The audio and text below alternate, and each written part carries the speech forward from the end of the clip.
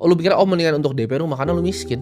Tapi nyatanya di dunia ini ada 325.000 orang kaya yang bayar 500 juta per tahun untuk bisa akses data terbaru sama informasi terbaru. Orang kaya itu rela buang duit hanya untuk mendapatkan koneksi. Lu bilang ke gua di sini, Warren Buffett mau makan sama gua, 100 miliar gua bayar cash sekarang. Buat makan siang doang, ya. Kasih gua waktu 1 jam. Gua akan bayar 100 miliar hanya untuk informasi yang keluar dari mulutnya. Kenapa? Karena semahal itu informasi. Itu yang orang kaya tahu, orang miskin nggak tahu. Bedanya lu yang tahu deal flow sama enggak atau apa informasinya.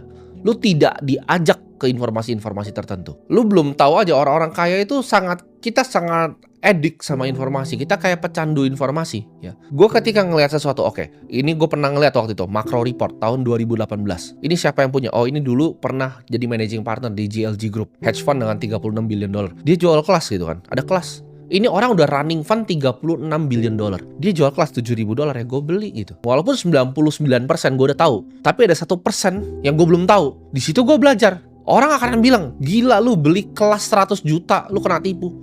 Enggak, gue gak kena tipu. Walaupun 99% gue udah tahu di situ. Tapi ada satu report yang gue bahas buka, ini menarik ini reportnya tentang makro. Mungkin ada yang tahu tuh gue sebut apa. Ini gue sebutnya di sini, nama kelasnya tuh Real Vision. Gue ketika gue beli itu 7.900 dolar. Gue dapet sesuatu walaupun gue udah tahu banyak yang di dalamnya ya. Ketika gue buka course-nya gue udah tahu banyak, tapi gue dapat sesuatu, bos. Sedangkan lu gue suruh coba beli kelas 100 juta. Lu bilang, oh ini si Raul Paul ini scam ini. Dia orang kaya udah lama bego gitu. Dia memang bikin begitu untuk filter siapa yang mau masuk atau siapa yang nggak mau masuk. Lu lihat ya dari sistem sekolah, sistem perusahaan, sistem gaji, sistem perbankan. Coba gue sistemnya bank ya, gue jelasin ke lu. Lu sekarang datang ke KPR ke bank. Bang, please minta tolong gitu kan.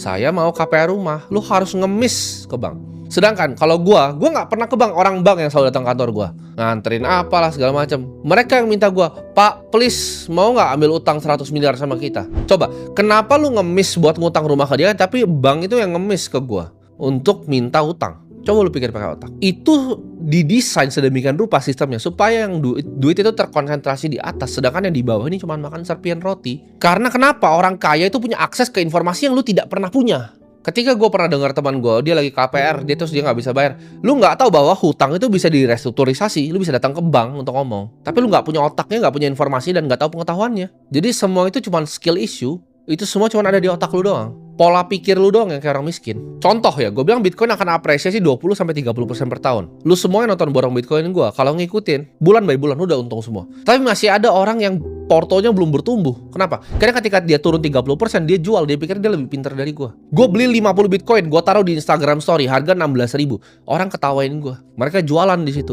Belum ada itu yang namanya influencer crypto, 16.000 Bitcoin. Belum ada satupun di Indonesia yang ngomong konten gini tentang Bitcoin. Gue beli 50 waktu itu. Itu uang yang sama ya didiemin. Itu profitnya 394%. Kalau lu cuma lihat Instagram story gue dan pikir, oke ini orang pintar gue ikutin. Tapi apa yang lu lakuin waktu itu? Dia kopi 80.000. Lu goblok. Kan lu miskin. Contoh tadi pagi, partner gue bilang, oke ini ada token, kita mau eksekusi order. Gue bilangnya udah keluarin 1% dari porto 10M. Ceder, naik 13%. Dapat 1,3M. 10 menit. Itu lu direktur kerja sampai kencing lu. Lu kerja sampai kencing. Lu rapat. Lu pakai batik, dateng. Masih pakai ini lu gitu kan. Even direktur juga lu cuma budak di sistem orang yang bikin perusahaan itu. Lu cuma badut. Itu uang yang ada orang bikin 10 menit kayak begini gitu. Gaji lu setahun. Berarti ada hal yang gua tahu yang lu tidak tahu. Lu udah dikasih informasinya pun, dikasih untuk nyontek informasi pun, lu masih skeptis. Gua udah kasih tahu ulang-ulang, pendapatan lu itu kalau tidak pernah diputar tuh akan jadi nol ujung-ujungnya. Lu punya duit 100 juta, real inflasi, beras di sekitar lu terus mau naik 13-15%. Udah gua hitungin ke lu. 3 tahun itu berapa? Ya, 3,5 tahun duit lu setengah. 100 juta yang lu tadi tabung di celengan ayam lu, itu sisa 50 juta. Dalam 3 tahun, bos. Lu kerja lagi 3 tahun minus setengah lagi. Lu kerja lagi 3 tahun minus setengah lagi. Hal yang lu bisa beli di sekitar lu minus setengah. Biaya pendidikan anak lu minus setengah. Terus lu masih tidak mau investasi, ya mati saja ke laut. Lu main pakai aturan yang sudah ketinggalan zaman. Semua tools itu gue beli ya. Gue beli Bloomberg Terminal. Ada orang yang misal tulis cuman macro report, itu dia cuman kasih macro report loh. 100 juta itu cuman PDF aja. PDF 13 lembar. Lu pasti pas baca itu, aduh gue kena tipu 100 juta. Lu goblok banget gitu. Padahal dia kasih tahu ini oil mau kemana gitu. Lu bisa selalu ngelakuin counter trade macro play yang dari PDF 13 lembar itu. Tapi lu gak ngerti caranya. Dengan edge informasi, gue punya informasi yang lebih dari lu. Gue itu bisa bikin 1,3 miliar dalam waktu 10 menit. 10 menit tadi pagi. Bahkan belum ketemu gue sama partner gue. Lewat WhatsApp, bos. Tembak, ceter. Close posisi. Lu mau tetap jadi budak ya, atau lu mau jadi orang kaya yang belajar untuk mainin sistemnya, mainin gamenya, tidak sesuai pada aturannya. Orang kaya itu uangnya gerak terus ya, jadi uang lu jangan diam di rekening. Kalau lu mau keluar dari sistem, lu harus mikir cara yang lain, cara yang lebih efisien, cara untuk ngakalin gamenya. Ada cara yang bikin uang tuh lebih efisien dibandingkan lu lakuin sekarang.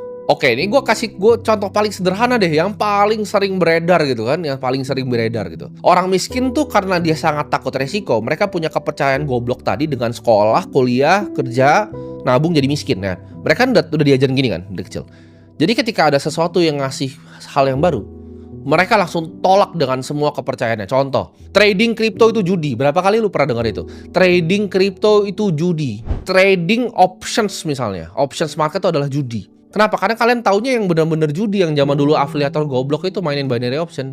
Itu saking gobloknya negara ini, kayak barang finansial itu bisa dijual. Jadi semua orang, masyarakat otaknya jadi goblok gitu, bilang trading itu adalah judi. Gua tanya di sini, siapa lu dari 1,9 juta ya subscriber gue sini yang tahu namanya Susquehanna, SIG? Nol pasti yang tahu. Lu tidak tahu itu apa. Lu ngomong, oh trading itu judi. Ada orang namanya Jeff Yash tahun ini, ya dia bikin uang 280 triliun. Nama perusahaan hedge fund-nya adalah Susquehanna International Group, SIG. Lu tidak tahu ya Citadel itu siapa, Ken Griffin itu siapa. Dia beli Stegosaurus ya. Itu triliun dia beli. Cuma buat lucu-lucu aja gitu. Dia beli penthouse paling mahal di US. Itu semua dari mana? Dari trading di market. Ya, dari bikin hedge fund. Ada yang besar gitu. Lu bilang trading kripto itu judi. Lu cek coba Jump Trading, Jane Street, Wintermute. Otak lu itu tidak ada gitu. Otak lu tuh tidak ada sama sekali. Bahkan lu asal ngomong aja ketika ada orang ngajarin sesuatu, oh trading itu judi. Ada orang yang bikin 280 T per tahun. Dia tahu sesuatu yang lu tidak tahu. Bahkan dia tahu sesuatu yang gue tidak tahu. Kalau gue bisa ketemu sama Jeff Yash tatap mata, gue akan belajar banyak sama dia pasti.